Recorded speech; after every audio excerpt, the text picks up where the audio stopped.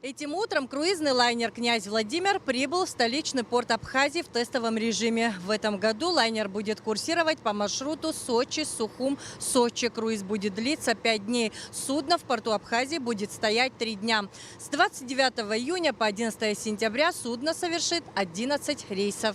Первый тестовый приход лайнера «Князь Владимир» состоялся в 2019 году. Были запланированы рейсы на 2020 год, но из-за пандемии и ограничительных мер это не удалось осуществить. Этот вопрос уже стоял давно. Как вы помните, на встрече двух президентов ставился этот вопрос в 2018 году, и при поддержке наших коллег из Министерства транспорта Российской Федерации на сегодняшний день этот проект осуществлен. На борту судна 54 пассажира. Это представители туркомпании, которые будут изучать экскурсионные направления, и 96 членов экипажа, рассказал гендиректор Абхазского морского пароходства Даур Ардзенба. За несколько минут до прибытия круизного лайнера «Князь Владимир» в порт Сухума пришли первый вице-премьер, министр сельского хозяйства Беслан Джопуа и вице-премьер, министр экономики Кристина Озган. Надо сказать, что это не первая попытка реализации этого проекта, и, соответственно, наша профильная компания Абхазское морское пароходство очень предметно этим вопросом занималась.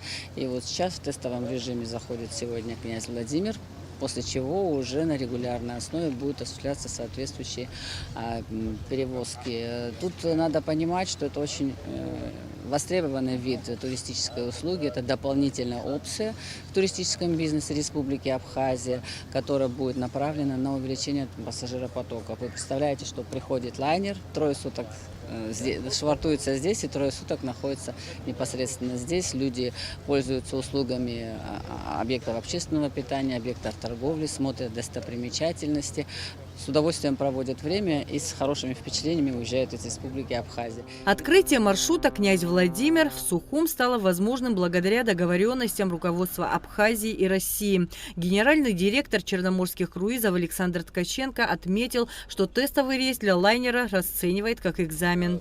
Туристов на данном рейсе в настоящее время нет.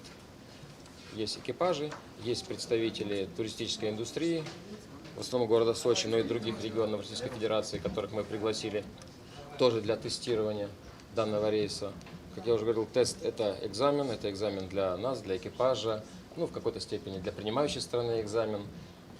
Есть определенные технические вопросы, которые сейчас приходится урегулировать. Первый, как говорится, шаг мы сделали.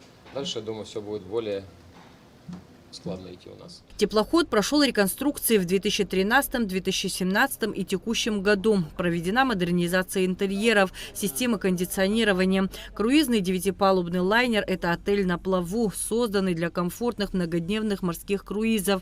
Все предусмотрено для безопасного и безостановочного отдыха. Обслуживает круиз на лайнере по Черному морю русскоязычный персонал.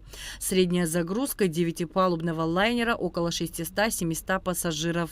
Для пассажиров у нас предусмотрены каюты разного класса. Есть каюты палубные, есть каюты внутренние, бортовые с иллюминаторами, они чуть меньше площади. Внутренние каюты, они чуть больше площади. Есть каюты-сьюты, это 5-я, 7-я палуба увеличенной площади. В каюте телевизор, в каюте фен, в каюте ванна с потрясающей плиткой, которая мне нравится. И эта плитка историческая, сохранена с момента постройки лайнера. Лайнер 1971 года, это винтажное судно. Мы вчера в Сочи, получается, где-то в 10 выплыли.